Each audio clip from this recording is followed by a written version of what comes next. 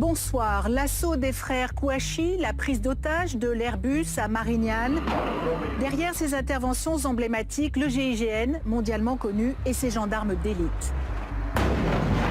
Depuis sa création en 1974, le groupe d'intervention de la gendarmerie nationale a interpellé 1500 criminels, libéré 600 otages et maîtrisé 300 forcenés. Je m'appelle Axel. Je suis négociateur au GIGN. Il y a des otages, je bute tout le monde.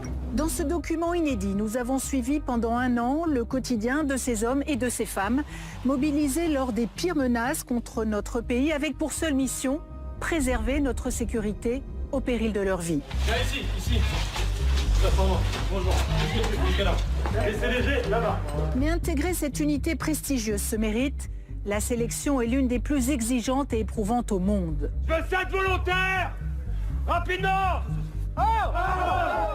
Quand je demande 7 volontaires, j'en veux 40 qui se lèvent. Ces héros anonymes, dont nous ne connaissons que le regard cagoulé, s'expriment pour la première fois. À ce moment-là, on n'a plus le sentiment de peur. On est le groupe qui se met en route et entre guillemets que rien ne pourra arrêter. Attentats, intervention, sélection drastique, immersion exclusive au cœur du GIGN, une enquête sous haute tension exceptionnelle signée la Concepteria. Quartier général du GIGN, quelque part en banlieue parisienne. Il est 13h52. Une alerte de niveau 1 est déclenchée, état d'urgence absolu. On est à la caserne, les gens s'apprêtent à faire un entraînement et puis on reçoit un appel. Des coups de feu sont entendus. Des premiers éléments qu'on a, il y aura une tuerie en cours. Les hommes du groupe ont 5 minutes pour quitter leur camp de base, 30 pour être sur les lieux de l'opération. À 13h30, on a eu plusieurs individus armés qui sont rentrés dans un site. Les témoins font état de plusieurs victimes qui ont été touchées par arme à feu. Le caractère terroriste de cette crise est avéré. On est à 10 minutes du lieu de crise. On a un groupe prêt à Villacoublay pour nous renforcer en hélicoptère. On n'est plus sur des briefings assis devant un tableau blanc, le schéma classique, on répète. Non, on ne peut pas perdre de temps. Une des responsabilités que j'ai, c'est que mon unité soit prête à l'instant T pour toutes les grosses crises. Et donc, j'allais dire que la première de mes missions, c'est de m'entraîner au quotidien pour être sûr que le jour J, je saurai mettre en œuvre toutes ces capacités. Équipe tireur, Jim, ok pour vous? Les docs, c'est bon. Les maîtres de chien, c'est bon. Ok, Alpha, Bravo, Charlie, Delta, comme d'habitude. Les tireurs, tout de suite en arrivant, vous vous mettez en place. Priorité pour nous, intervenir le plus rapidement possible.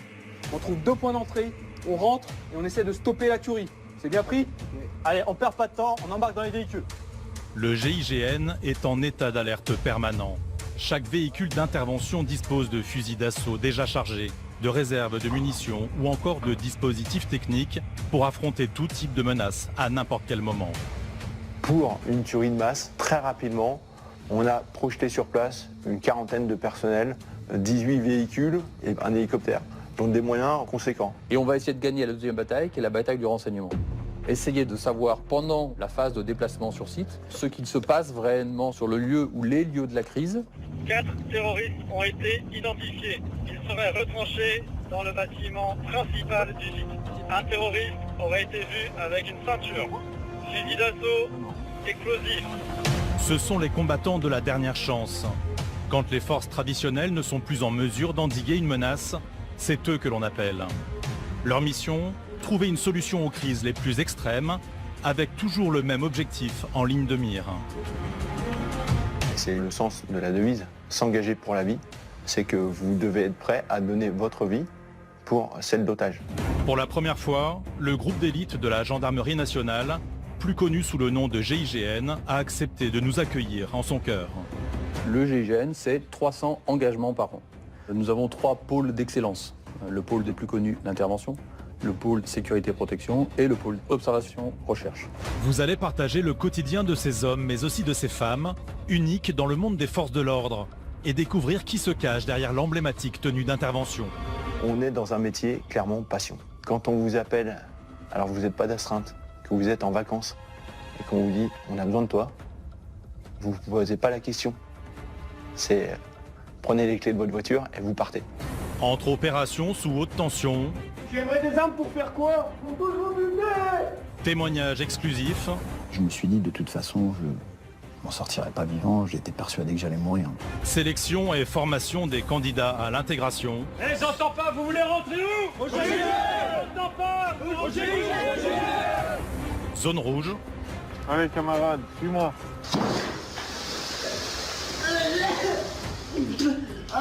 Notre cerveau, il nous dit sors. On ne reste pas là, sors. Mais nous, on se dit qu'une seule chose, c'est non, non, reste et fini. Et dépassement de soi. Ton centre de gravité, il est où? Il y a du bazar? Eh bien alors, réfléchis tête d'ail. Vaut mieux le monter ou le descendre pour reprendre l'équilibre? Le descendre. Eh bien alors, t'attends quoi? Ah, c'est marrant, t'as plus de stabilité. Pour nous, c'est important de pousser les pré-stagiaires jusqu'au bout, ne serait-ce que pour leur faire prendre conscience les limites qu'ils se fixent eux-mêmes et qui peuvent aller encore plus loin.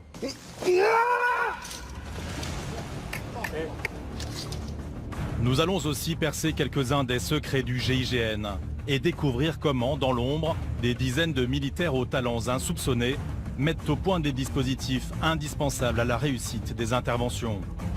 On ne nous voit pas, on a l'habitude de travailler dans l'ombre. On est là pour soutenir les opérationnels et c'est naturel pour nous.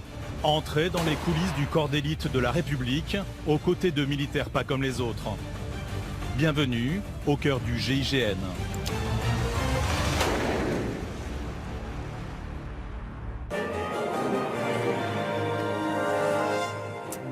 Bonsoir à tous. La France frappée, la France blessée, 12 morts, 4 blessés dans un état grave. L'attaque contre Charlie Hebdo est l'attentat le plus meurtrier depuis plus de 50 ans.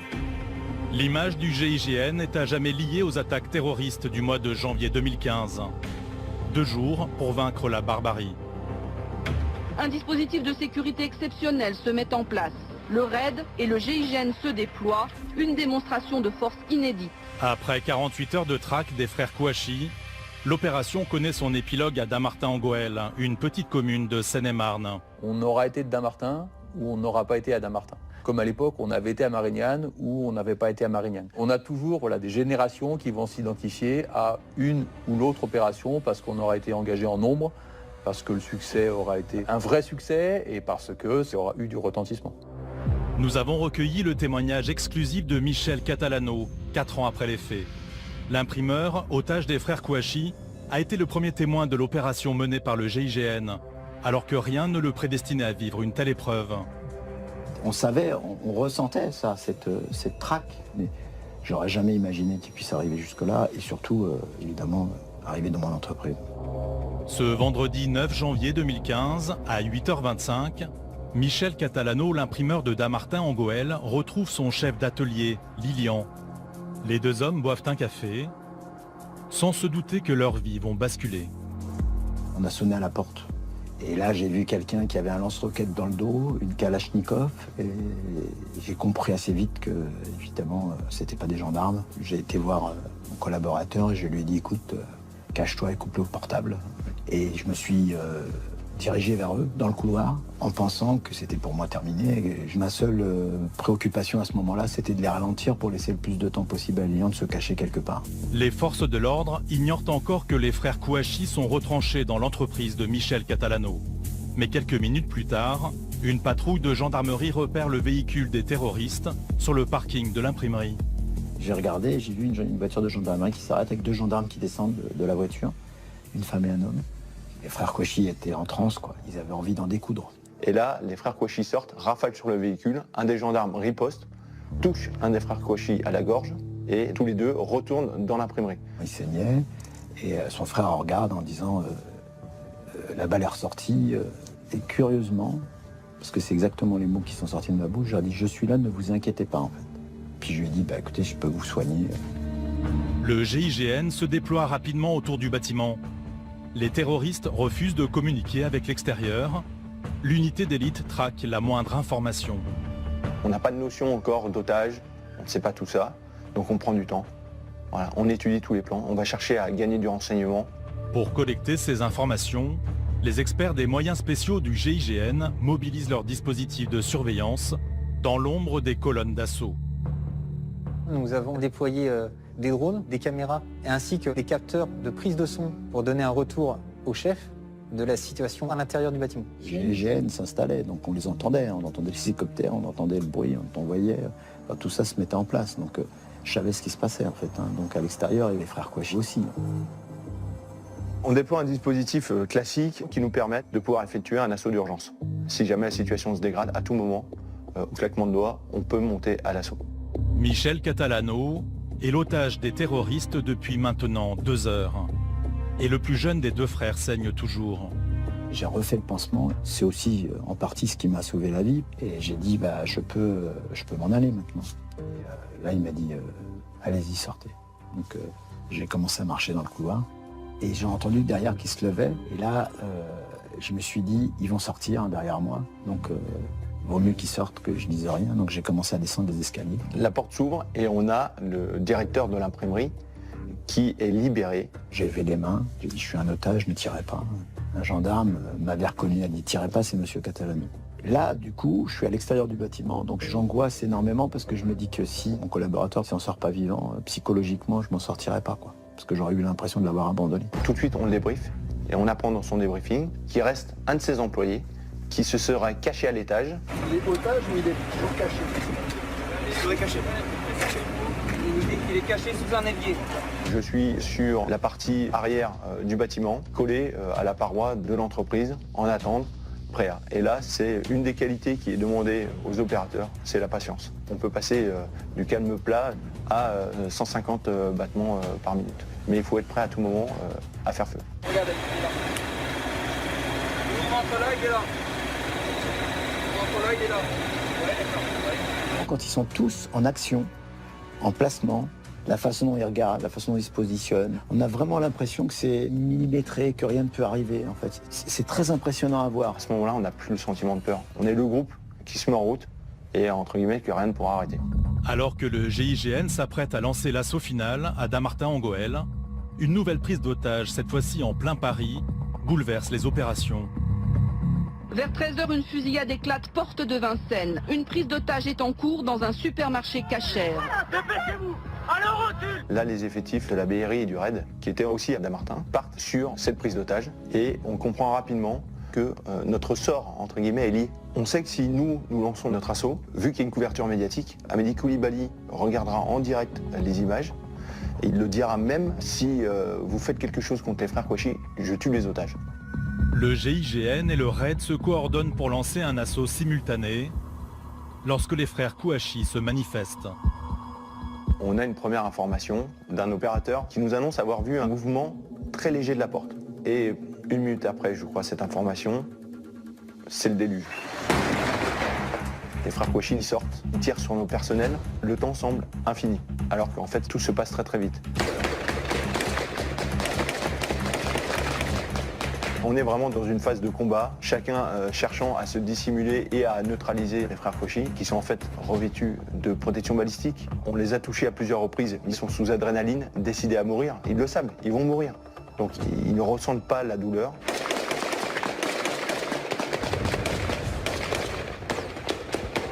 Et puis très vite, on a l'action de nos tireurs d'élite, qui sont placés à une centaine de mètres dans l'axe, qui vont pouvoir neutraliser l'un après l'autre les 2 frères Kouachi.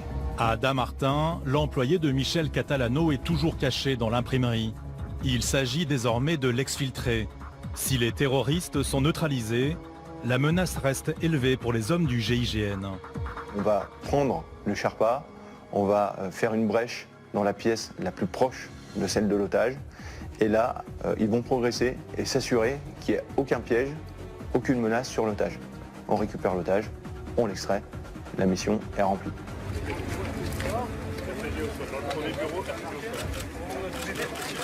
Ce que vous avez fait, surtout vous, au contact ce soir, est absolument à inscrire au rang des belles opérations du GI.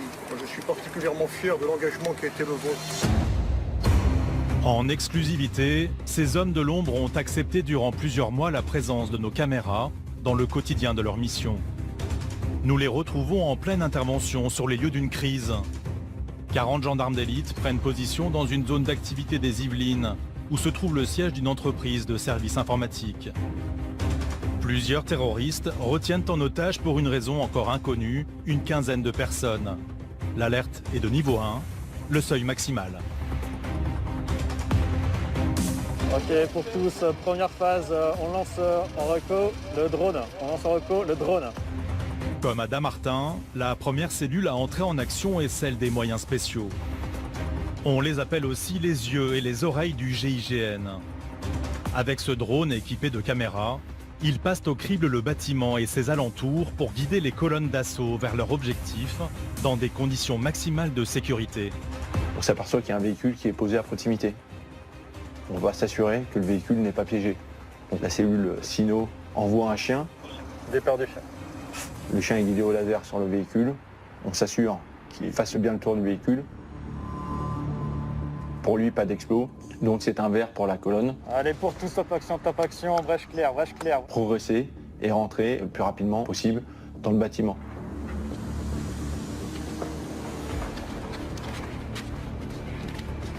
Arnaud, brochet à la gauche, on continue tout droit.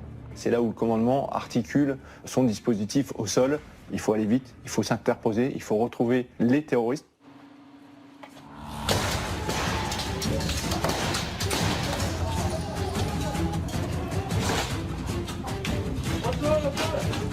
À terre. Qui est blessé, bougez pas. Ok. Pièce à gauche, blessé. Pièce à droite, blessé. Blessé à droite. Les hommes du GIGN s'entraînent tout au long de l'année à affronter les crises les plus extrêmes. Dans cet exercice sous haute tension, les priorités sont les mêmes que dans la réalité. Débusquer les terroristes et simultanément venir en aide aux blessés. Là où incontestablement il y a quelques années on aurait attendu que la zone de conflit soit complètement dépolluée, aujourd'hui on est dans une philosophie complètement différente, notamment après l'affaire du Bataclan, où on se rend compte qu'on a une volonté des terroristes de faire le plus de morts possible, y compris pendant l'intervention des forces de l'ordre. Donc une partie de mes équipes ne seront pas destinées à aller au contact des terroristes pour les neutraliser et libérer les otages, mais à porter l'assistance aux blessés. On va juste là, c'est pas loin. Ici. On intervient intégré à la colonne d'assaut. On est armé, mais on a nos sacs santé sur le dos qui nous permet d'intervenir rapidement. Alors il va falloir que je serre un peu, d'accord? L'objectif pour nous, c'est de faire un point de situation qu'on appelle en général le tour du feu.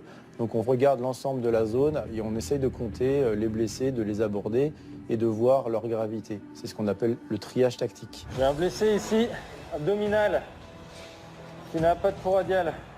Appuyez fort ici. Très bien, il est rouge, vous appuyez fort. Gaël, j'ai un blessé rouge. C'est toujours une situation extrêmement stressante pour nous. À ce moment-là, on est seul avec l'obligation de s'occuper des blessés et sans possibilité d'avoir les renforts des SAMU ou des pompiers dans un contexte où ça tire encore, où potentiellement il peut y avoir une explosion. Blessé léger, là-bas. Pendant que les médecins prennent en charge les premières victimes, la force intervention progresse. Tout se fait en même temps, parce qu'on ne peut pas se permettre de perdre du temps. Ça tire encore à l'étage. Au milieu du couloir, explose, au sol. Au rez-de-chaussée, la cage d'escalier est truffée d'explosifs. Impossible pour la colonne d'assaut de progresser dans cette voie sans s'exposer à un risque majeur. À l'extérieur du bâtiment, le Sherpa entre en action. Un mastodonte de 10 tonnes, entièrement blindé et mis au point par un constructeur français. L'engin permet de déployer 10 hommes jusqu'à une hauteur de 8,70 m pour accéder aux portes d'un très gros porteur type A380 ou aux premiers étages d'un immeuble, comme ici.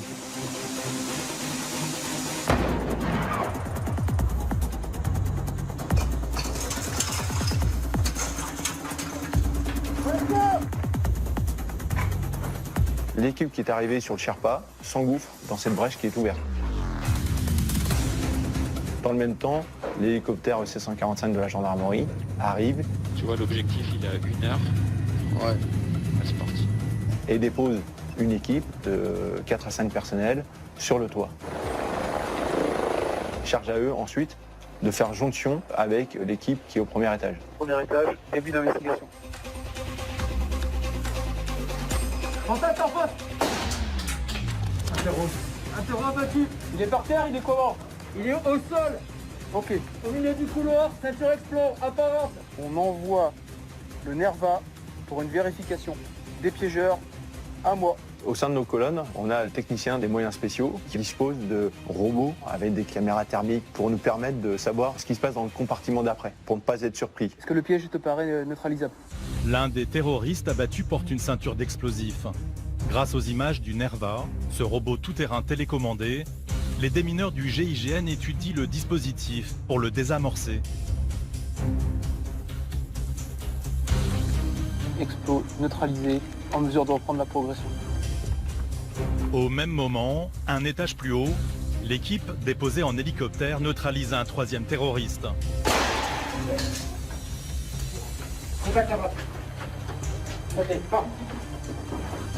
Avant de s'engager dans l'escalier. Ok, l'escalier est tenu, l'escalier est tenu. Niveau 2.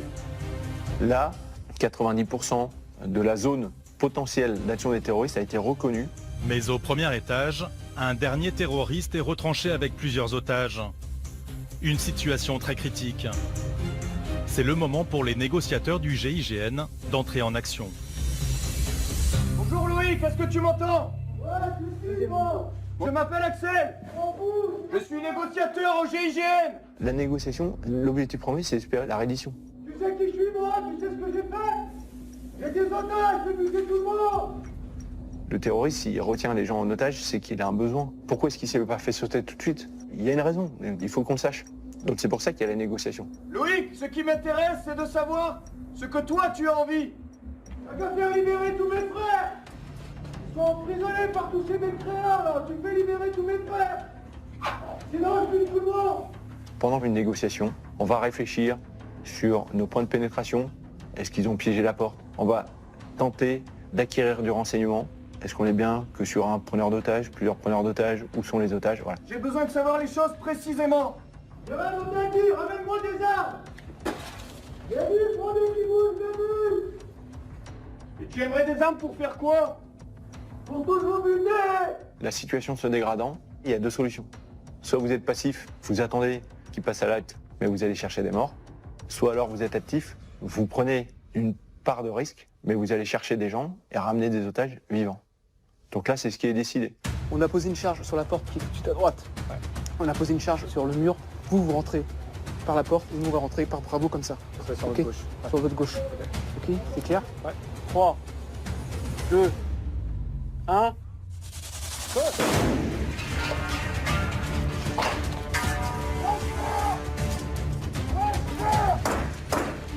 Allez les gars.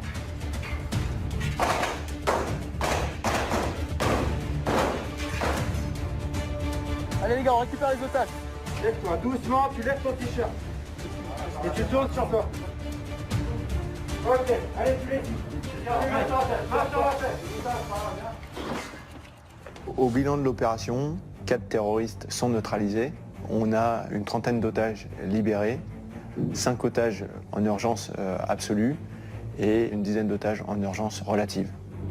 Le GIGN, les gendarmes d'élite de la République.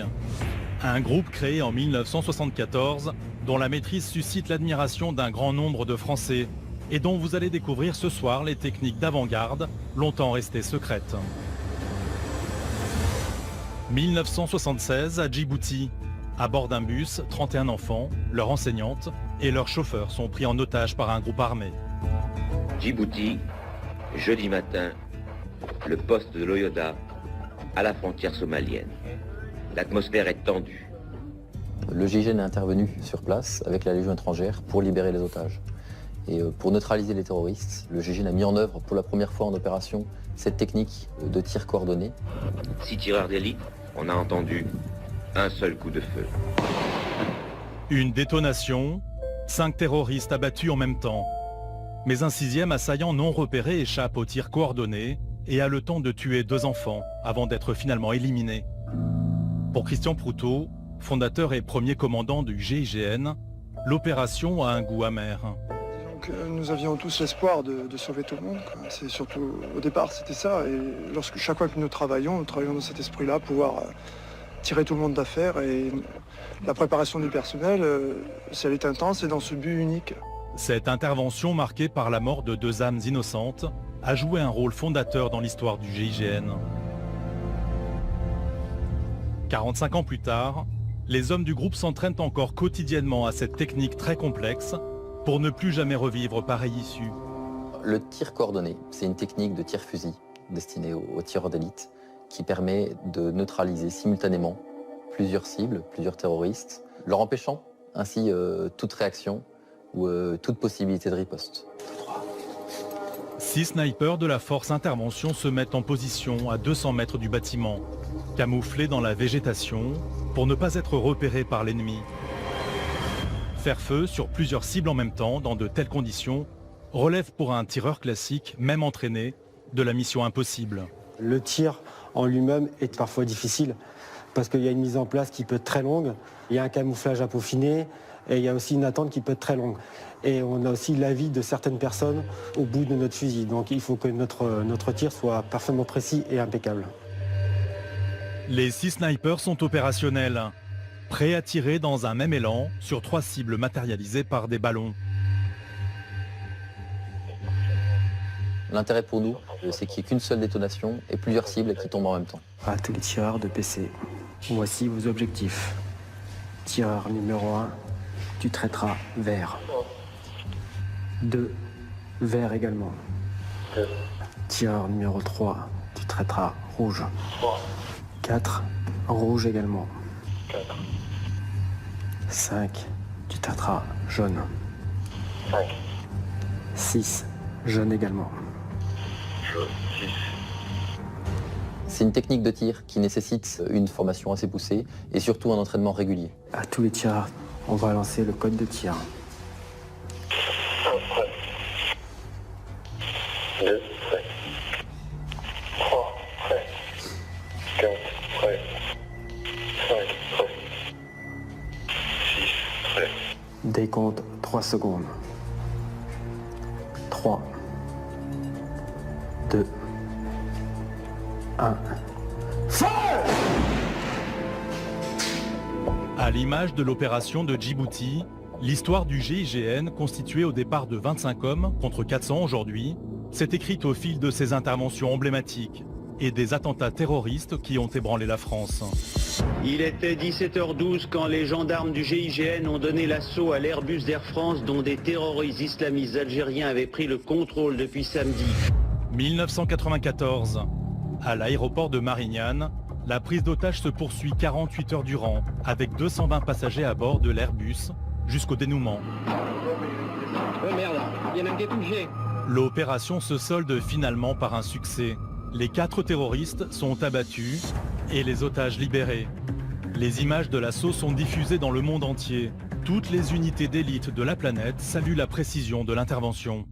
C'est un événement marquant pour l'unité qui aujourd'hui encore nous permet d'avoir quelques enseignements qu'on travaille encore certaines fois un peu comme on l'aurait fait à Marignane. Et la dernière date qui est marquante pour nous, ou du moins la dernière époque, c'est une époque qui va de 2008 jusqu'aux attentats de Paris en 2015. À partir du moment où vous rentrez dans une unité comme le GIGN, votre vie ne vous appartient plus vraiment. Et c'est justement le sens de la devise, s'engager pour la vie, c'est que vous devez être prêt à donner votre vie pour celle d'otage. C'est une préparation au quotidien. Elle sert à ça, c'est la sélection. Elle sert à voir si les gens sont capables d'aller jusqu'au bout. Ça sert à rien d'avoir des gros muscles, de courir très vite, si au final, vous n'êtes pas capable de franchir la porte pour aller chercher l'otage. Pour sélectionner ses nouveaux membres, le GIGN organise chaque année une session de recrutement, accessible uniquement aux gendarmes ayant moins de 34 ans. Je suis le commandant de la force formation du GIGN. Je vous accueille aujourd'hui pour cette semaine de tests opérationnels. Elle est importante pour nous parce qu'elle va permettre aux instructeurs de déceler parmi vous ceux qui ont les compétences à la fois physiques, intellectuelles et mentales. Ceux qui s'imaginent que nous ne recherchons que des athlètes se trompent lourdement et malheureusement ce ne sont pas ceux-ci qui seront retenus à la fin de la semaine. Chaque année, 200 militaires tentent leur chance. Mais après des semaines d'épreuves, au-delà de leurs limites, ils ne seront qu'une vingtaine à intégrer le groupe d'élite. Le GIGN, c'est une très belle unité. C'est une unité qui apporte des satisfactions à ceux qui y servent, bien au-delà de leurs espérances. Et pour faire un jour partie de ceci, montrez-vous durant cette semaine à la hauteur de la haute image que vous avez du GIGN. Depuis que je suis adolescent, je m'entraîne pour les tests du GIGN. Ça représente tellement de choses à travers son histoire, à travers les différentes interventions, que de travailler avec les meilleurs, c'est pour moi le rêve. Alors maintenant, la balle est dans votre camp. À vous de nous montrer ce que vous avez de plus beau, ce que vous avez de plus authentique, de plus sincère. Donc à tous, je vous souhaite bon courage pour cette semaine. Bravo. Major, ils sont à vous. À vos commandements, repos. Asseyez-vous. Donnez aux extrémités de chaque table des feuilles. Contre toute attente, au GIGN, la sélection commence par un devoir sur table de philosophie. L'art est-il moins nécessaire que la science? Vous avez 45 minutes.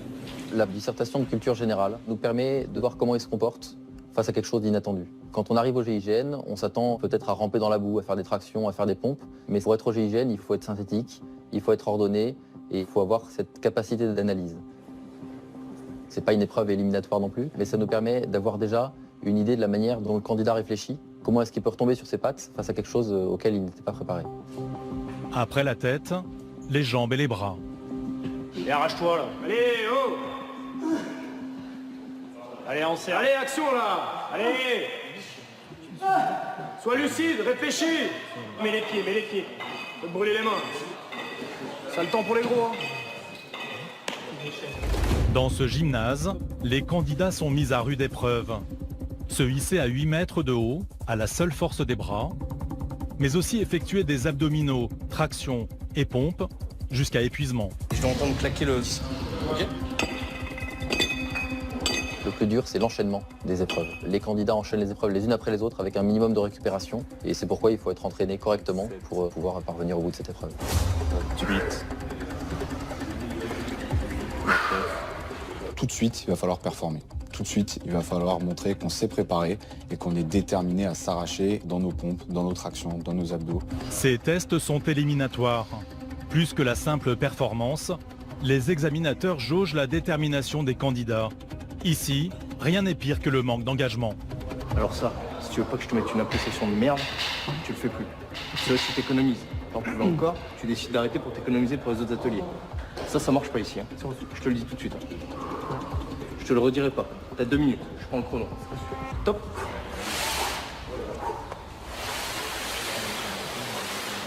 Comment on dit Prends ton temps surtout. Hein. Qui va piano via piano. Ouais.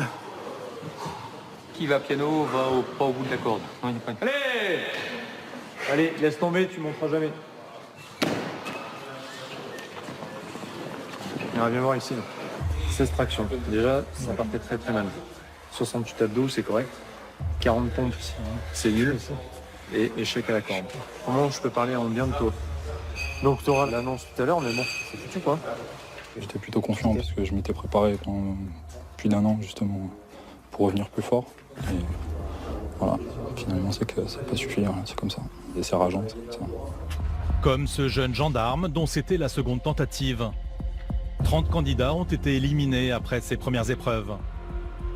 Pour les autres, les tests continuent, mais déjà l'heure est au recadrage. Pour les deux qui ont recommencé les tractions. Présent. Tiens, Bobo, viens avec moi. Mets-toi devant tes camarades et dis-leur pourquoi t'as recommencé. Sur les 7 tractions, j'ai pas tiré le max du max. Je me suis économisé pour grimper la corde. Voilà. On n'est pas né de la dernière pluie. On sait voir quelqu'un qui s'arrache et quelqu'un qui s'arrache pas.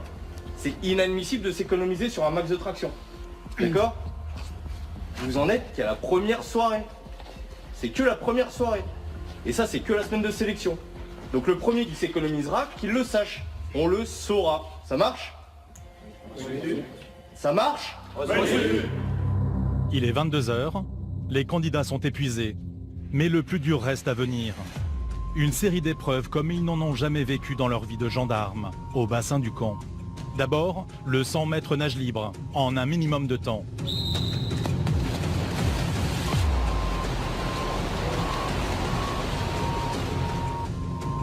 Puis un test très redouté. Nager le plus longtemps possible, pieds et poings liés.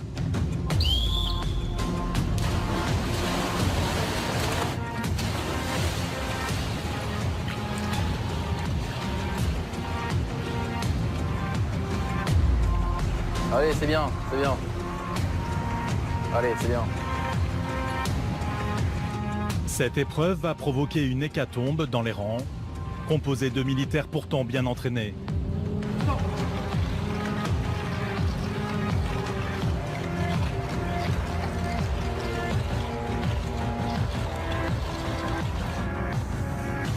Il en reste quoi, 39, non ? 37, 38, 39.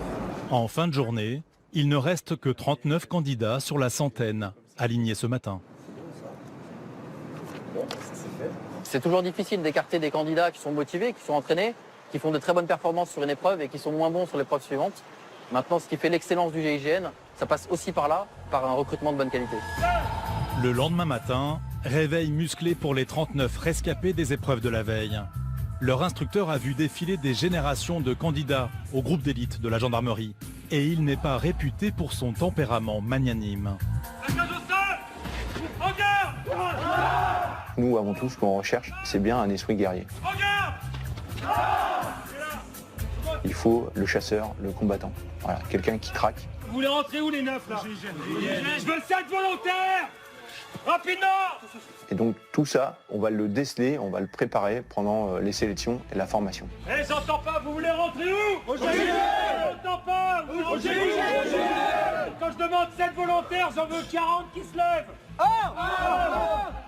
2! 3! 4! 5! 6! 7! On va demander aux candidats d'aller au bout d'eux-mêmes et de donner tout ce qu'ils ont pour montrer qui ils sont réellement. Vous avez 10 secondes pour être en l'air. 10, 9, 8, 7. Arrête de lever les jambes, il est déjà en difficulté devant. Voilà. 4, 3, allez, pousse tes bras. 2, 1. Ça tourne. Durant la sélection, on va chercher la véritable personnalité de l'individu et notamment sa capacité d'adaptation au groupe. Au GIGN, on peut travailler en autonomie avec une grande indépendance dans l'action, mais on ne travaille jamais seul, on travaille toujours en équipe, toujours dans un groupe. Et cette capacité d'adaptation au groupe, elle est fondamentale pour nous. Ça va, pas trop dur là? C'est bon? T'es bien là? Oui. Tu m'étonnes, parce que lui te porte bien. Toi, tu les portais pas comme ça. Allez, il y en a un qui vient avec des chaînes là! C'est gargainage, allez! Non, dégage-toi! Remonte sur ton perso. L'objectif à ce moment-là, c'est de leur montrer que les instructeurs ont l'œil sur eux, qu'ils les suivront du début à la fin, qu'ils sont capables d'exercer une pression continue sur eux, et en même temps de les échauffer physiquement pour les épreuves qui suivront. Tu t'as pas à réfléchir, tu me suis. Descends dans l'eau. Tu me regardes. Regarde-moi. Regarde-moi. Ce qu'on demande à nos candidats, c'est une capacité d'analyse, une capacité de mémoriser certains indices, certains visages, certains noms, pour pouvoir les restituer après, dans le but de réussir la mission. T'as 5 secondes.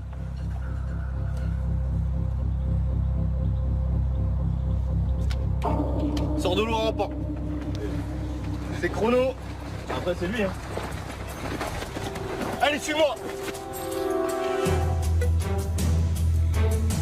On sait qu'on va devoir faire la meilleure performance possible. On est regardé, on est scruté chaque seconde.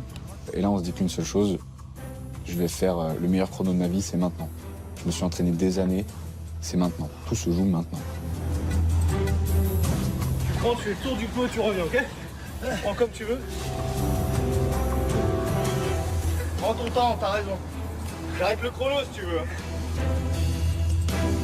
Pêche-toi, il a pris une balle, hein? Il n'y a pas de temps de répit, il n'y a pas de temps de repos. Oui. Ce qui m'a le plus marqué pendant les tests, c'est la capacité du corps humain à passer outre certaines souffrances. Allez, relève-toi, suis-moi. T'es en train de te faire rattraper là.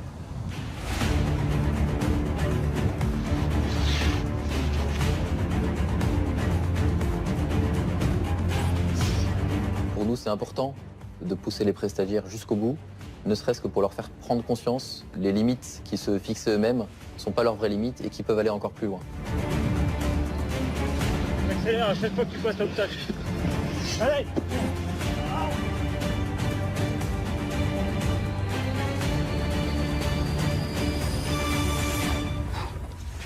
Comment, camarade? Il vient de rire. Tu regardes la mer? Ok, merci. Tu as vu quelque chose au début du parcours? Retourne-toi, retourne-toi. Parle-moi-en. Une plaque d'immatriculation. Ok, très bien. CZ. Oui. La fin c'est BO. Et c'est 0,94. Au milieu? Au milieu. C'est ça, t'es sûr de toi? Affirmatif. Ok, est-ce que ça a une signification pour toi? CZ, c'est une nouvelle arme du GI. D'accord. Le Bren 2, C'est-à-dire? une nouvelle arme d'assaut. Ouais. C'est bon pour moi, tu retournes-toi. Direction le départ, tu récupères ton sac et tu te changes, tu t'hydrates.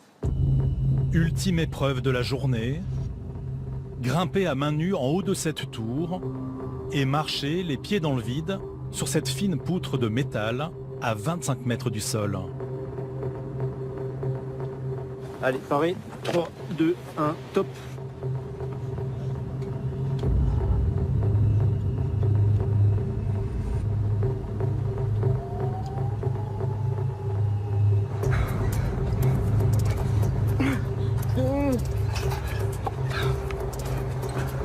Arrivé.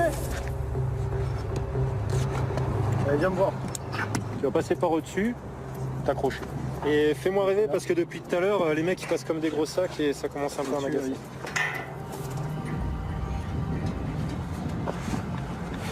Là, t'es en mode gros sac là. Ok. T'es pas bien là en hauteur? T'es bien alors, regarde, le soleil on est bien, j'ai sorti le petit chapeau exprès. Normalement celui-là je le sors exprès pour la pêche. Là je le sors pour vous quand même. C'est énorme. Allez, tu peux aller jusqu'au bout de la poutre. Arrivé au bout de la poutre, tu te mettras pieds joints.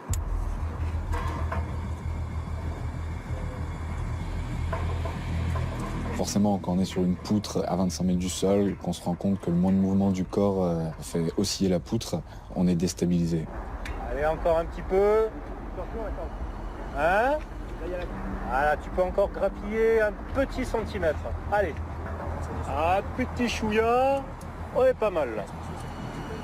Il y a combien de personnes en bas là? 1, 2, 3, 4, 5, 6, 7, 8, 9, 10, 11, 12 avec la personne qui court, 13. On est là, on n'est pas serein forcément, on est déstabilisé et pourtant il faut réfléchir et pas raconter n'importe quoi aux instructeurs. J'avais compté 42 mais ça bouge. 42 là déjà, t'as déjà compté 42 personnes là? C'est un peu de ma gueule là j'ai l'impression. En bas elle s'appelle Sandrine. Ouais. Tu la trouves comment? Sandrine elle est très gentille. Allez? Très gentille.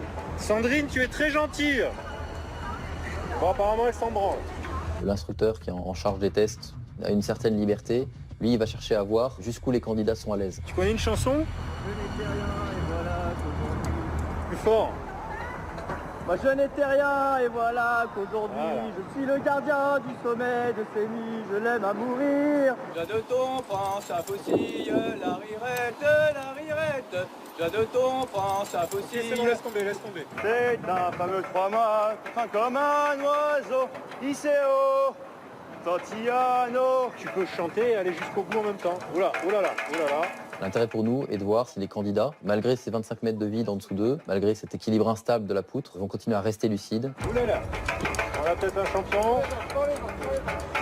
Un centre de gravité, il est où? Non, réponds-moi. Il est où? Il y a du bassin? Eh bien alors, réfléchis tête d'ail. Vaut mieux le monter ou le descendre pour reprendre l'équilibre? Le descendre. Eh bien alors, t'attends quoi? Ah, c'est marrant, t'as plus de stabilité. On a tous des limites à un moment. L'intérêt de ce genre d'épreuve, c'est de détecter aussi les limites d'un candidat. Est-ce que tu sais ce que c'est qu'une manche à air? Oui, c'est pour les avions. C'est pour? Pour les avions, pour indiquer les Fais-moi du musique pendant qu'il parle, ok? Faut faire deux choses en même temps. Un candidat qui est très à l'aise sur la poutre, on va lui faire une série d'exercices pour essayer de le mettre de plus en plus en difficulté, pour essayer de voir jusqu'où il peut aller et jusqu'où il est à l'aise. Arrête-toi, mets-toi bien dans l'axe, tu te mets sur un pied, tu comptes jusqu'à 7. 1, 2, 3, 4, 5, 6, 7. Pourquoi tu reposes ton pied?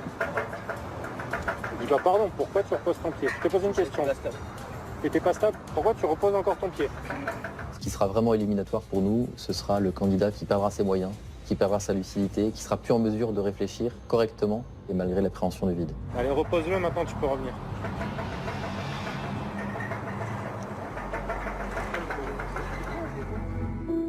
« 22h, première pause repas pour les candidats dans le garage du GIGN. Un espace particulièrement inhospitalier où ils dormiront pendant toute la semaine de sélection. Les candidats sont à la disposition des instructeurs, donc évidemment ils n'ont pas de téléphone portable, ils sont bloqués jour et nuit et ils dormiront assez peu. 23h, les épreuves nocturnes débutent. Il s'agit des tests les plus éprouvants de la sélection, tant physiquement que psychologiquement. Ces tests provoquent chaque année le plus grand nombre d'abandons. Nos candidats sont confrontés à un parcours stress de nuit, durant lequel ils vont enchaîner toute une série d'épreuves. Ce qui est important, nous, c'est de voir comment est-ce qu'ils vont réagir sous stress. Tu sais ce qui t'attend? Buse. Ouais. Les 2 chevilles, un nœud coulant. Dès que tu es allongé dans la buse, tu me dis si tu es prêt et je lance le chrono. Ce qui va être déterminant, c'est le mental de l'individu, sa motivation, sa volonté d'aller jusqu'au bout. Allez, pareil. 3, 2, 1, top.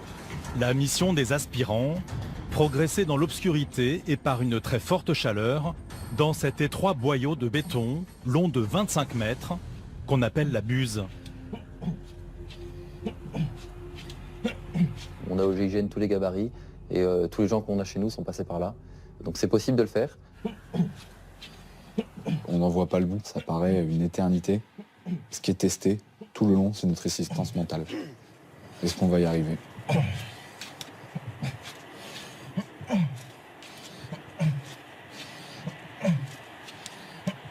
Ça nous permet de tester aussi si les candidats sont claustrophobes ou pas, s'ils conservent leurs moyens alors qu'ils sont en milieu très confiné, et si malgré ça, ils arrivent à rester lucides jusqu'au bout. Allez, allez, jusqu'au bout là. Bien sûr que cette épreuve est éliminatoire. J'arrête le chrono quand ton corps est sorti. Allez. Allez, allez.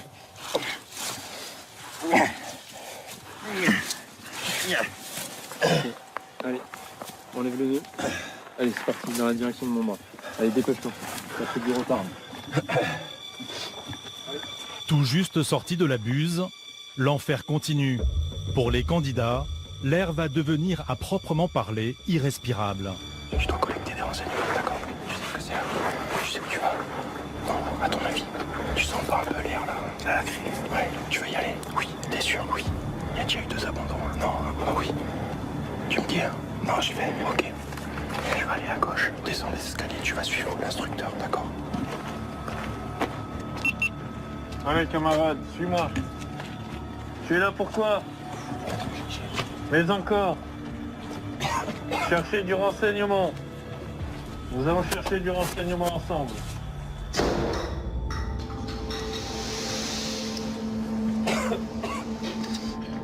Allez, dépêche-toi. Les premières secondes, c'est les pires. On peut plus du tout respirer. On est dans une confusion totale. L'envie de vomir, elle est très présente. C'est vraiment une suffocation totale. C'est bon. C'est bon? Allez, tiens-toi à moi. Le gaz lacrymogène, il est fait normalement pour être utilisé en milieu ouvert, là où il sera dispersé rapidement. Là, on diffuse le gaz dans un milieu clos, dans une petite pièce, où le gaz va stagner et il va être de plus en plus agressif.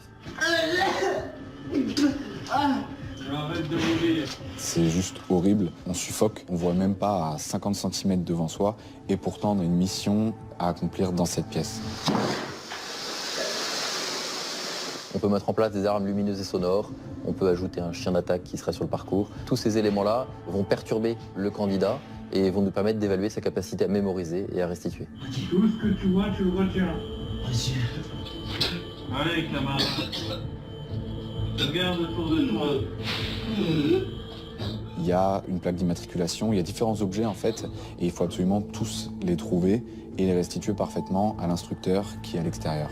Qu'est-ce que ça pourrait être, camarade? Toi, camarade Matheux. Pose là. Accroche-toi, moi. Notre cerveau il nous dit sors, on ne reste pas là, sors. Mais nous on se dit qu'une seule chose, c'est non, non, reste et fini. Ok. C'est bon? Oui. Ok, tu montes. Chaque test contraint les candidats à repousser toujours plus loin leurs limites. Hagards, titubants et privés de tout repère, les candidats sont aussitôt soumis à un interrogatoire particulièrement éprouvant. Le but, s'assurer qu'ils sont capables de garder toute leur lucidité dans ces conditions extrêmes. Escadron 35-3 de Saint-Nazaire, à vos ordres. Escadron 35-3 de Saint-Nazaire, à vos ordres. Repos, c'est bon? Le faire asseoir sur une chaise trouée, ça contribue à le mettre dans l'inconfort et donc à le mettre dans cette situation de stress et de difficulté face à ses interlocuteurs. Tu as 5 minutes pour nous donner tout le renseignement intéressant que tu as récolté à partir du moment où tu as donné les consignes jusqu'à maintenant. Je suis arrivé dans une pièce pleine de laqueris. J'ai vu une plaque d'immatriculation, 365 DWC 78. À l'intérieur, il y avait donc une calache, une arme de poing. Il y avait aussi 3 grenades dans une caisse. Comment ça s'appelle ces grenades? Je sais. C'est quoi? Vas-y, continue. J'ai vu des feuilles avec la première, un rendez-vous pour la reco jeudi à 8h. Et sur l'autre feuille, une carte avec plusieurs villes entourées, dont Chartres, Étampes, Rambouillet. Regarde le sac noir qui est là-bas. Et tu me dis combien il y a d'étuis sur ta table à gauche, là, ici. Là. Les étuis? Les étuis. Je sais pas, j'ai pas regardé. T'as pas regardé? La plupart, considérant que c'est la fin de l'épreuve, ne sont pas forcément concentrés dans cet aspect de mémorisation, d'observation, et ne donnent pas la bonne réponse parce qu'ils n'ont pas pensé à observer jusqu'au bout. Allez, tu continues le circuit, tu suis le ciel rouge qui est derrière toi. Chaque année, seule une vingtaine de ces candidats rejoignent les rangs du GIGN. Une fois intronisés, ils seront affectés à l'une des 25 cellules du groupe. Au GI, il y a les opérationnels très médiatisés, mais aussi les sections de l'ombre, composées d'hommes et de femmes aux talents indispensables et parfois insoupçonnés. Le GIGN, c'est 300 engagements par an. Nous avons 3 pôles d'excellence. Le pôle des plus connus d'intervention, le pôle sécurité-protection et le pôle observation-recherche. La force protection est composée d'une centaine d'opérationnels engagés à l'étranger sur des zones de conflit pour sécuriser les ambassades et protéger au quotidien le corps diplomatique. Ces gendarmes d'élite assurent aussi la sécurité du président de la République. La force observation-recherche est quant à elle spécialisée dans la filature et le renseignement. Ce sont des gens qui vont travailler en équipe dans le suivi d'individus dangereux, qu'ils soient des individus liés au grand banditisme ou des individus radicalisés. Il y a Julie qui monte avec lui dans le bus, qui se met au contact. Ce sont des gens qui cultivent la discrétion, qui cultivent la furtivité, qui vont être capables également de s'enterrer pendant quelques jours pour observer à distance une maison qui pourrait être un repère de terroristes, un repère de malfaiteurs. Ok, au vu du terrain, on va envoyer un deuxième binôme. Donc Lolo, tu te prépares à partir? Ouais, Lolo, c'est bien pris, je suis chaud. Les gens de la force observation recherche, ce sont des gens qui vont aussi utiliser les capacités spéciales de mes cellules d'experts. Parmi ces cellules d'experts, celle des moyens spéciaux. Si vous voulez, pour être un peu imagé, c'est James Bond et la section de Mr. Q, effectivement, oui.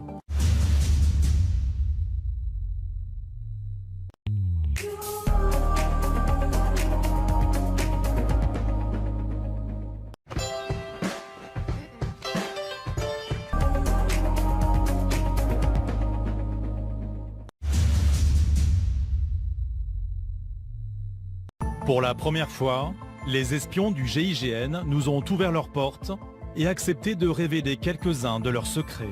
Ce qui trahit la plupart du temps les camouflages de caméras, ce sont les reflets des lentilles. Et donc ça se voit à plusieurs dizaines, voire centaines de mètres. Là, il n'y a plus de reflets, c'est pas du tout repérable. Même à 2 mètres, on ne voit pas qu'il y a une lentille. Chaque jour dans ces ateliers, les 15 membres des moyens spéciaux mettent au point de nouveaux outils ou adaptent des matériels existants aux besoins opérationnels du GIGN. L'adaptation, elle est propre, elle est vraiment propre. Les pieds, c'est pas mal. Ce drone, vendu dans le commerce, a été équipé d'une caméra infrarouge utile pour les opérations nocturnes et de pieds plus grands afin de supporter ce nouvel équipement.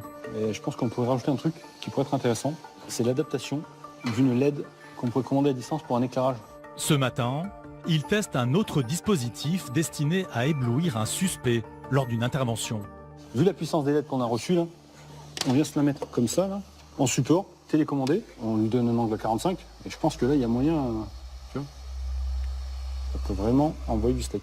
Si je pouvais décrire ce que doit être le travail de la section des moyens spéciaux, je prendrais l'exemple d'une prise d'otage dans un grand corps de ferme, où on sait que le preneur d'otage est dans un des bâtiments, mais sans savoir vraiment, à l'instant où on arrive, où il est. Le travail des moyens spéciaux, ça va être d'acquérir tout renseignement audio, vidéo, qui permettent de comprendre ce qui se passe, ont précisé là où l'individu a le plus de chances d'être avec son otage ou pas. Là, il est à 2 mètres, mais 1 heure, 2 heures, entre 1 heure et 2 heures. Pour recueillir ces renseignements, les moyens spéciaux disposent de nombreux outils comme ce radar thermique, permettant de voir à travers les murs. On peut déterminer si la personne est fixe, si la personne elle est mobile, jusqu'à des portées de 20 mètres. Nous sommes inclus dans la colonne d'assaut, à côté du chef, pour proposer des moyens pour aider la progression de nos camarades. On est les oreilles et les yeux de l'unité. Ça peut être quelqu'un d'énervé, ça peut être quelqu'un qui va surveiller, qui va écouter les portes, ou au contraire une personne immobile, ça peut être un otage qui est positionné en bouclier humain devant une porte. Les moyens spéciaux sont aussi capables de capter en toute discrétion une scène à travers une porte, grâce à cette caméra à fibre optique, grande comme une tête d'épingle, et dissimulée dans cette lame métallique de 4 mm d'épaisseur. Ils viennent d'échanger leurs armes. Une kalachnikov et une arme de poing. Ils sont toujours dans la pièce derrière la porte. Il y en a un qui manipule une arme de poing. Et pour avoir des yeux et des oreilles dans les recoins les plus inaccessibles, les moyens spéciaux du GIGN disposent par exemple de ce petit robot très agile. Un couloir face à moi, une porte ouverte. L'appareil, aux allures de scarabée, est piloté à distance. Ok, un individu armé. Pour sécuriser les agents pendant ces missions à haut risque, la cellule technique d'adaptation opérationnelle. Au GIGN, on l'appelle la CTAO. On fait énormément de travail de camouflage, donc armement, fusil, c'est pour les tireurs qui se mettent en place en toute discrétion. Des doigts de fée au GIGN. Ces agents, aussi méticuleux que créatifs, sont capables de rendre quasi invisibles les matériels utilisés en opération ou encore de concevoir des éléments en tissu pour optimiser les tenues d'intervention. Ce sont aujourd'hui 3 gendarmes qui ont été recrutés non pas pour leur qualité opérationnelle, mais parce qu'ils savaient très bien manipuler le bois, certains textiles, certains matériaux. Ce sont des gens à qui on a fait suivre des stages à l'Opéra de Paris, par exemple, pour apprendre à travailler sur les décors, sur l'adaptation de tout notre matériel. On utilise des pigments naturels pour coller vraiment à la réalité du terrain. Une peinture qu'on va pouvoir acheter en bombe dans le commerce ou en pot, on n'aura pas cette même recherche de teinte. Mais ce sont aussi ces personnes qui vont vous fabriquer une fausse brique, une fausse pierre, une fausse racine pour y insérer des moyens d'acquisition technique audio ou vidéo. Donc là par exemple, ce type de caméra, ça permet de filmer à 360 degrés. Soit on fait une peinture camouflage générique, soit on va sur le terrain pour pouvoir faire un camouflage qui va coller au plus près à la réalité du terrain. Quand on fait un camouflage, vous pouvez passer à côté, vous ne voyez pas. Parfois on doit travailler dans l'urgence, on a 2-3 heures pour faire une enveloppe pour dissimuler la caméra. On y arrive, on trouve toujours une solution. Pour répondre aux impératifs opérationnels, une autre cellule travaille dans l'ombre au GIGN. On l'appelle l'ouverture fine. Elle occupe un rôle clé au sein du groupe et c'est une femme qui la dirige. Je vais prendre la nouvelle clé et je vais tailler exactement ce codage. Aucune serrure, aucun verrou ne doit résister à la cellule ouverture fine du GIGN. Une serrure, c'est un challenge qui nous provoque quand même une adrénaline assez importante au moment où on arrive à obtenir une ouverture. On a réussi à défier certaines lois, ça peut être un peu jouissif. La cellule dispose de centaines de clés adaptées aux serrures les plus répandues du marché. Elle peut aussi les créer de toutes pièces à partir d'éléments recueillis par ces caméras endoscopiques semblables à celles utilisées par les médecins. En fait, il y en a une qui va être à la fois une gorge et à la fois un entraîneur. Et ça va nous permettre de savoir à quoi va ressembler la clé qu'il faudra sortir. Il est important pour nous d'être en mesure de répondre à une prise d'otage, qu'elle se passe dans un hôpital, dans une école, dans un musée, quels que soient les lieux publics, mais également les moyens de transport. Donc ça peut être les trains, ça peut être les bus, les avions. C'est pour ça qu'on doit se constituer une bibliothèque pour laquelle on va étudier toutes les possibilités d'ouverture, essayer de comprendre leurs failles. Nadège fait partie des 26 femmes que compte le GIGN sur 400 membres au total. Avant de diriger cette cellule, elle était opérationnelle sur le terrain. L'esprit de corps ne l'a jamais quittée. On sait que notre action chirurgicale va faciliter le travail de toute l'équipe. On est tous indispensables les uns aux autres. Et c'est ce qui fait la force du groupe. Cet esprit de corps, au cœur du groupe d'élite de la gendarmerie nationale, est cultivé tout au long du processus de sélection. Sur les 200 candidats de l'année, seuls 20 sont encore en lice. C'est le 8e jour de stage probatoire. L'une des toutes dernières étapes à passer pour intégrer le GIGN. Un test où la force mentale des candidats va encore être éprouvée. Le saut de pont à 25 mètres de hauteur, suspendu à de simples cordes de montagne. Cette nuit, ils ont dormi que 2 heures. Donc là, le but de les emmener dans un état de fatigue, en fait, ça va permettre à l'encadrement de voir vraiment la personne. Quand on est fatigué, là, on voit la vraie personnalité des gens. Les candidats touchent au but. Ils ne sont plus qu'à quelques jours de la fin du stage. Mais l'épreuve est éliminatoire. Ils n'auront pas de seconde chance. Allez, monte sur le parapet. Le GIGN est une unité parachutiste. Qu'on demande à tous nos opérationnels, c'est de sauter d'un avion, qui n'est pas une chose forcément naturelle. Si on n'est pas capable de sauter d'un viaduc alors qu'on est correctement assuré, on sera a fortiori pas capable de sauter d'un avion en marche. Il y a combien de personnes en bas 3 personnes. La corde noire, là, dis-moi si elle passe dans un trou, là. Non, je vois pas. On cherche forcément à titiller le candidat de façon à l'amener à un niveau de stress encore plus que l'instant présent où il est face au vide. On remet encore une petite louche et là ça nous permet de voir s'il gère son stress. Et après, tu veux sauter? Oui, j'y vais. Allez, vas-y. On cache notre appréhension parce qu'on sait qu'on est évalué, on sait qu'on est jugé, mais après pour une personne qui aura une peur viscérale du vide, elle pourra pas le cacher. Vas-y, ça veut dire que tu peux y aller. Allez. Je vais pas y passer ma journée. Putain, dépêche-toi. Il y a énormément de choses qui sont testées lors du saut de pont. Il y a notre confiance en nous, la confiance en matériel, la confiance en les instructeurs et aussi notre appréhension du vide. Au groupe, on ne peut pas avoir d'appréhension du vide. 5, 4, 3, 2, 1. Non, oui. Allez, c'est bon. Allez, descends.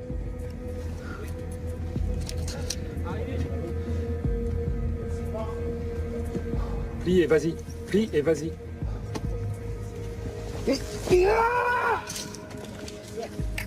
Ce candidat l'ignore encore, mais son hésitation ne lui sera pas pardonnée. C'est pas naturel de se jeter d'un pont comme ça, mais c'est notre métier à la formation de mettre des personnels dans les unités opérationnelles sur lesquels on est sûr à 100%. Donc si jamais il y a un doute, on ne prend pas la personne.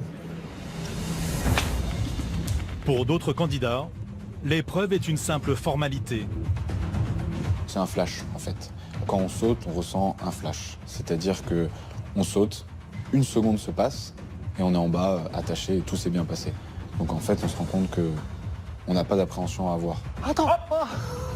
Il est bien là. Il est bien, Tintin. Oh là là, il est beau. Il est en place. Tous les candidats présents aujourd'hui ont enduré une semaine de sélection, puis 8 autres de stages probatoires sous haute tension. Pour recruter les meilleurs éléments, le GIGN repousse toujours plus loin les limites. Certains candidats accusent le coup, leur pire ennemi, eux-mêmes. Allez. En plus, tu réfléchis, il a eu le top ou il a pas eu? Si, il a eu le top. Abonne-toi. Il ira plus. Je vais pas te le dire 10 fois, ouais. 3, 2, 1, top. Allez, on le descend, fini. Qu'est-ce que tu fais là? T'as pas entendu là? Descends. Oh, t'as pas entendu? Descends. Dernier coup, tu descends d'un côté ou de l'autre, dépêche-toi. Descends. Allez, jeune homme. Allez, descends là, écoute ce qu'on me dit au moins. Descends derrière toi. Allez, Oh, regarde-moi. Il est plus là, il est plus là le mec. non, c'est pas sûr. Écoute ce que dit l'instructeur, t'es pas assuré là. S'il te demande de descendre, tu descends. Regarde-moi. Descends derrière.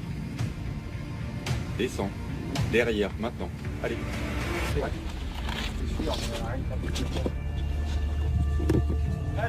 Est-ce que t'as entendu combien de fois il a dû te répéter de descendre? Dis-moi combien de fois il te l'a répété? Je sais pas. T'étais où là quand t'étais sur le parapet? Faut te ressaisir mon garçon, je te le dis. C'est la première fois que je vous le vois moi. Moi je te le dis, faut te ressaisir. Pour ce gendarme, la sélection est terminée. Après 8 semaines de stage, il est renvoyé chez lui.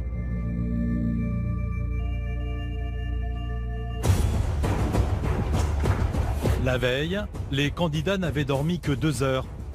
Aujourd'hui, ils vont être arrachés à leur sommeil au cœur de la nuit, après seulement 1 heure de repos. Debout. Allez.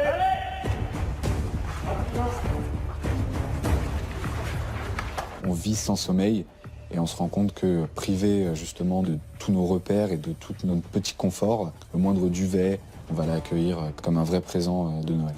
Donc cette nuit, on va marcher, on va aller dans l'eau, on va évoluer dans un milieu considéré comme hostile. Préparer de quoi marcher dans l'eau, préparer des choses étanches. Prévoyez du chaud au niveau du haut du visage, on ne connaît pas la profondeur de l'eau. Ça marche le bro. Il est 2 h du matin, la température frise les 0 degrés. Et à quelques jours de Noël, les candidats ne sont pas à la fête. Leur mission, progresser en pleine nuit dans cette épaisse forêt entre rivières glacées et chemins escarpés, sous la pression constante des instructeurs. Reviens là. C'est un âne, toi. Ils sont tous passés derrière, c'est qui ça? Quoi? Tu voulais passer devant pour que si jamais il se passe un truc, il t'allume le cul? C'est qui? Je t'ai demandé ton nom. Bon, arrête, t'es un abruti. C'est qui devant? C'est qui devant? C'est quoi ton nom? C'est juste devant moi. Et vous allez finir par rater le rendez-vous. Activez dessous là. Allez, on perd pas de temps. On enchaîne. Toutes les épreuves qu'on va leur demander durant le stage probatoire, c'est le genre d'effort qu'on peut leur demander demain en opération.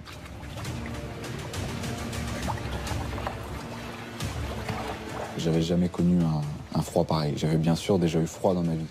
Mais là, avec l'eau, la fatigue, tout s'enchaîne, on n'arrive pas à se réchauffer.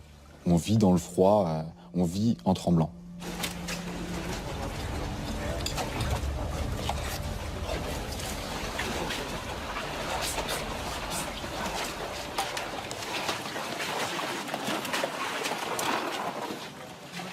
Et il aura fallu attendre le 15e pour que vous vous aidiez à sortir du trou là.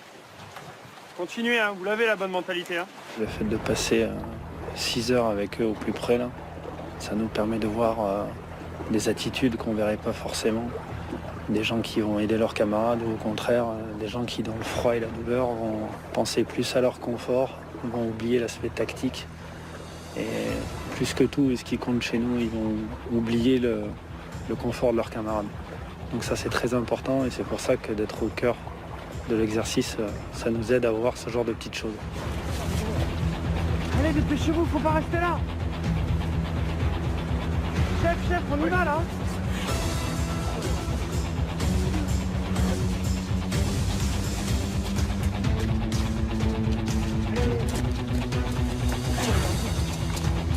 Au bout des 6 semaines, on commence à sentir que ça approche et qu'on commence à toucher au but. C'est vraiment un état d'esprit et une philosophie en fait qu'on vient chercher. On vient chercher le groupe, sauver des vies, protéger, servir.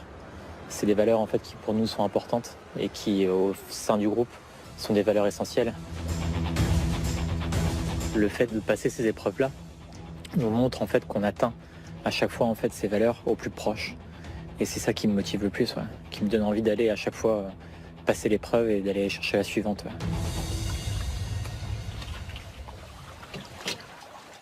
Pour chaque homme ou femme intégré au GIGN après des mois de sélection puis de formation, un examen de passage, immuable depuis la création du groupe en 1974, le tir de confiance. Ce tir de confiance, c'est une tradition. Nous, on l'effectue aujourd'hui. C'est solennel, c'est quelque chose de, qui nous marque à vie. Quand je viens ici, ça englobe plein de choses. Parce que déjà, c'est un tir de précision, c'est un tir à balles réelles. On tire sur un camarade, on est regardé par tout le commandement, tous les brevetés, les opérationnels, ce qui engendre beaucoup de stress. Donc ce tir montre une confiance en soi qu'on doit avoir. Chaque stagiaire doit tirer à balles réelles sur ce disque orange porté par un autre arrivant. Objectif, rendre palpable l'absolue confiance des gendarmes du GIGN vis-à-vis de leur père. Mettre ma vie dans les mains de mon coéquipier, mon camarade, c'est demain en mission, je lui ferai entièrement confiance par rapport à l'utilisation de ses armes. Donc bien sûr, je ne dois pas rater mon tir. Donc pour cela, je mentalise toute la cinématique du tir, le déroulé dans ma tête, je me concentre, je respire, il y a tout un processus. Donc ma respiration, la prise de visée, la tenue de l'arme, tout ça pour effectuer un tir parfait. Si le tir est réussi, on a prouvé à tous les opérationnels qu'on est apte à servir. Ça nous lie d'une certaine façon, c'est pas tous les jours qu'on se fait tirer dessus, ça représente beaucoup de choses pour nous. Lors d'une prise d'otage ou n'importe quelle intervention, on doit sauver des vies, on doit protéger nos coéquipiers, nos amis. Le tir est primordial, donc on n'a pas le droit à l'erreur. C'est une grande fierté. Après toutes les différentes épreuves qu'on a pu passer, les sélections, c'est difficile d'expliquer qu'est-ce qu'on peut ressentir. On passe par tellement d'émotions, mais le premier mot qui me vient à l'esprit, oui, c'est la fierté. Beaucoup de fierté. Fierté, solidarité, dépassement de soi, rigueur. Des valeurs perpétuées au quotidien par les membres du GIGN pour demeurer l'un des corps d'élite les plus réputés au monde, près d'un demi-siècle après sa création. Et faire écho à la devise du groupe inventée par le colonel de réserve Eric, s'engager pour la vie,